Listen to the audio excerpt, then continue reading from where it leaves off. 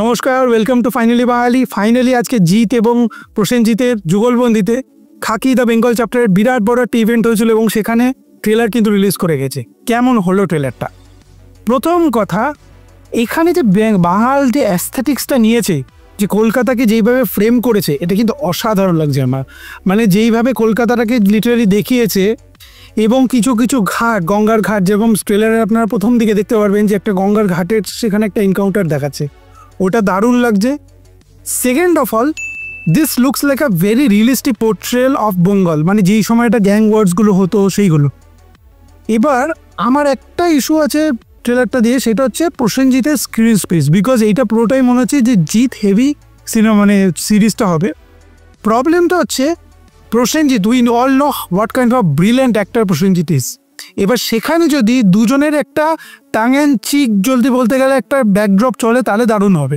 But যদি প্রসেনজিৎকে screen time কম দেওয়া হয়, তাহলে কিন্তু হয়তো স্ক্রিন প্লেতে ঠিকঠাকভাবে যদি দাঁড়াতে না পারে, তাহলে কিন্তু হয়তোটা বলতে গেলে ভালো লাগবে না।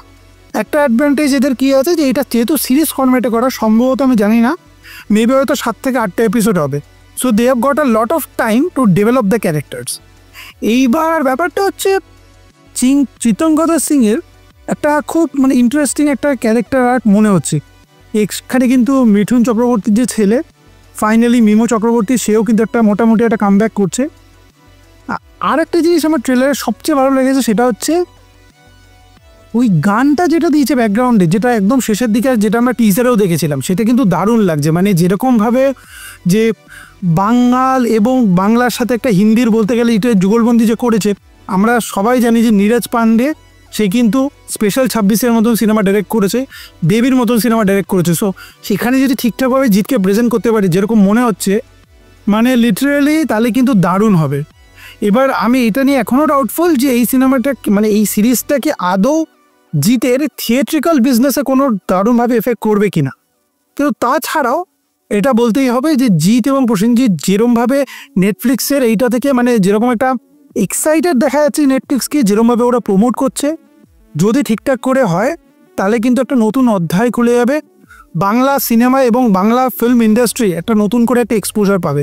Because we know what kind of huge fan base Jeet has. Last কিছু বছর ধরে জিতের সিনেমা ভালো চলুক খারাপ চলুক, বাট আমার এটা আগেও আমরা একটা পডকাস্টে বলেছিলাম, উপরে যেটা লিঙ্ক থাকবে, যে জিৎ ঠিকঠাক ডিরেক্টর বা ঠিকঠাক নিজের প্রোডাকশন হাউস থেকে যেহেতু বেরিয়ে কাজ করছেন না, সেই জন্য আমার মনে হয় যে সেই লেভেলের প্রেজেন্টেশন কোনোদিনই পাচ্ছেন না। বাট এখন ফাইনালি জিৎ একটা নতুন অধ্যায় শুরু করছে, যেখানে নেটফ্লিক্সের আন্ডারে কাজটা হচ্ছে, নেটফ্লিক্স পুরো ক্রিয়েটিভ ডিসিশনটা নেবে এবং নীরজ পান্ডে যদি ঠিকঠাক করে দেখাতে পারে। আমার একটা কনসার্ন আছে যে আমরা এটা সবসময় দেখি যে বাংলায় স্পেসিফিক্যালি যদি কোনো কিছুতে পলিটিক্স যদি ঢুকে যায় কোনো সিনেমাতে, তাহলে সেইটা নিয়ে কিন্তু বড় কন্ট্রোভার্সি হয়। আমরা আগে দেখেছি যে ভবিষ্যতের ভূত নিয়ে একটা বড় কন্ট্রোভার্সি হয়েছিল সেই অনিক দত্তর সিনেমাটা নিয়ে, যেখানে সিনেমাটা ব্যান করে দেওয়া হয়েছিল। এবার এটা যেহেতু একটা সিনেমা না, এটা একটা ওয়েব সিরিজ, সেখানে আমি জানি না কতটা রভাবে এরা আনফিল্টার্ডভাবে বেঙ্গল পলিটিক্সটাকে দেখাবে। বিকজ আমরা সবাই জানি যে মাফিয়ার সাথে এবং কুখ্যাত গুন্ডা, এদের সাথে কিন্তু পলিটিক্স সবসময় জড়িয়ে থাকে সব রাজ্যেতেই।